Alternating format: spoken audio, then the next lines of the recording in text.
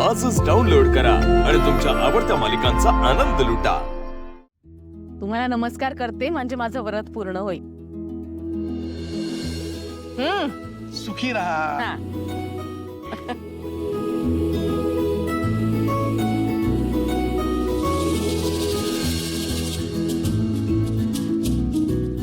आयुष्मान भव।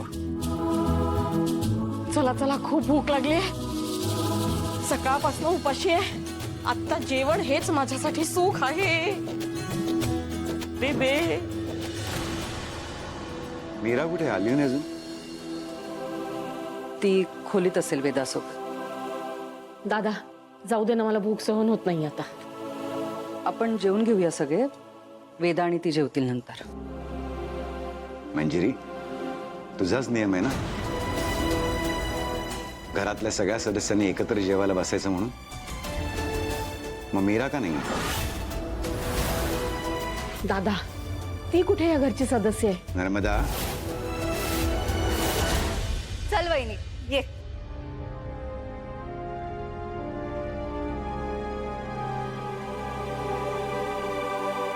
अगं मीरा, कुठे होतीस तू? आम्ही सगळे वाट बघतोय। चल पटापट जेवायला वाढ, ती भाजी इकडे पास कर। नर्मदा, तिचंही व्रत होतं आज, तिचाही उपवास आहे। उगाच तिला कामं सांगू नकोस।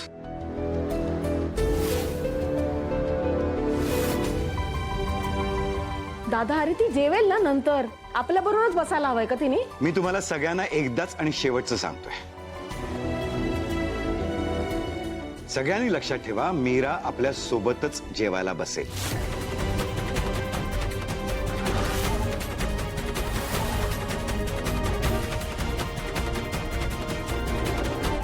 मीरा बस। नाही नको दादासाहेब। मी सांगतोय ना। दादासाहेब आजचं माझं व्रत अजून पूर्ण झालेलं नाहीये।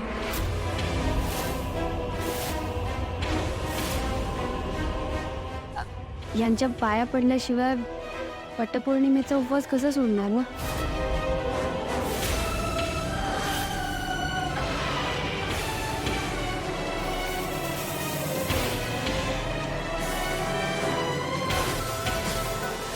माझ्या पाया पडायची गरज नाही।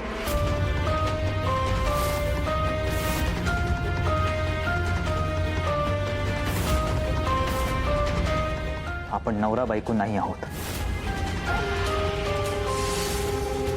अथर्व, तुमचं लग्न झालंय आता। बाबा, हे लग्न मला मान्य नाही। मी आधी पण सांगितलंय, परत सांगतोय, मी मीराला माझी बायको म्हणून कधीच एक्सेप्ट करणार नाही।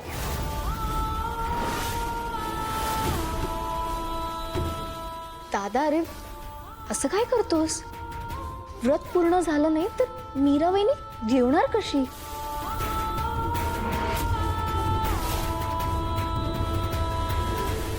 Ananya, that is not my problem, okay?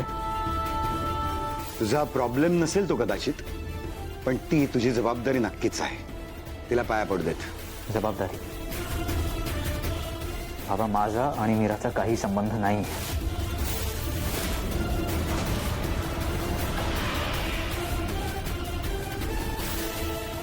Atharva, हे जरा अति होते आता। तुला सत्य नाकारून चालणार नाहीये। बाकीचे सगळेच तुला या गोष्टीसाठी पाठिंबा देत आहेत, पण तू मीराला नाकारू शकत नाहीस।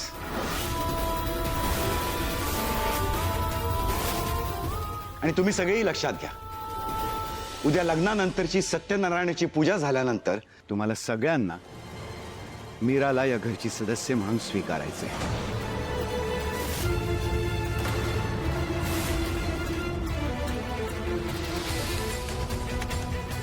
बाबा, विथ ऑल ड्यू रिस्पेक्ट, तुम्ही मला कितीही फोर्स केलं तरी मी या पूजेला येणार नाही।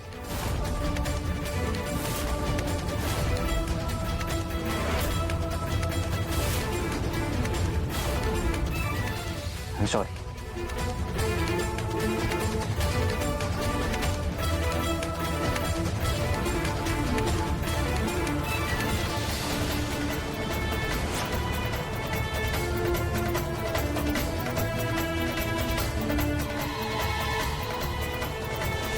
अथर्व न जेवताच निघून गेलाय।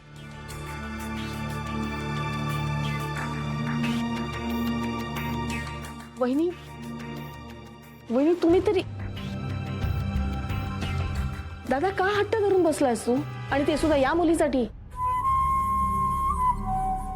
मुळात अथर्वाला हे लग्नच मान्य नाहीये तो का येईल पूजेला सांग मला पण तू तर माझा काही ऐकणारच नाहीस जाऊ दे मीच जाते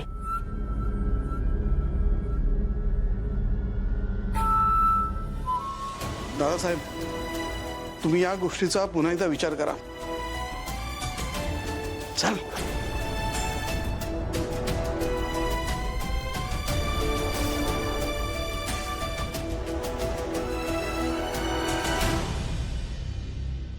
मीरा वहिनी तू नको एवढा विचार करूस तू उपवास सोड.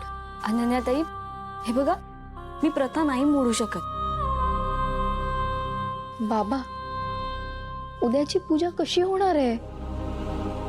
माहित नाही पण काहीही करून ही पूजा व्हायलाच हवी. दादासाहेब अनन्याताई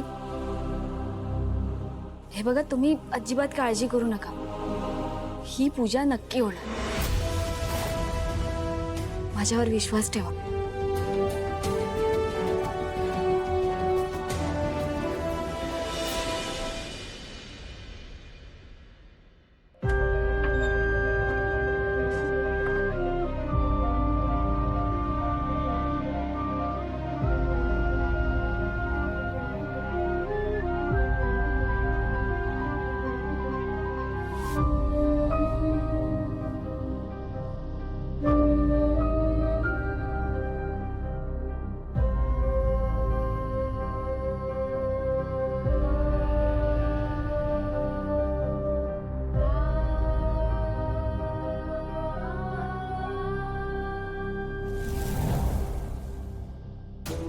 माझ्या पाया पडायची गरज नाही.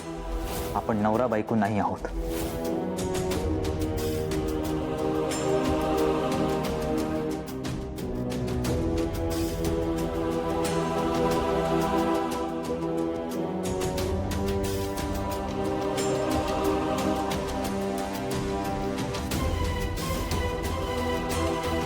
वेदाचे बाबा तुमच्या खोलीत यायचं नाही असं बजावलेलं असताना मी आले.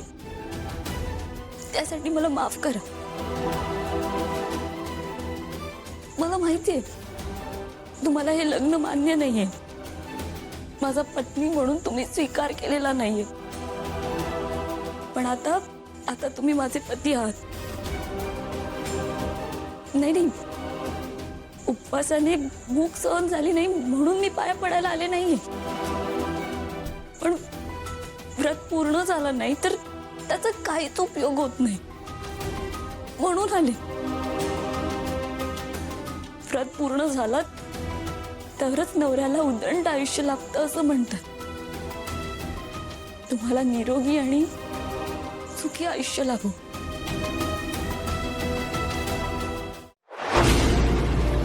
तुला जपणार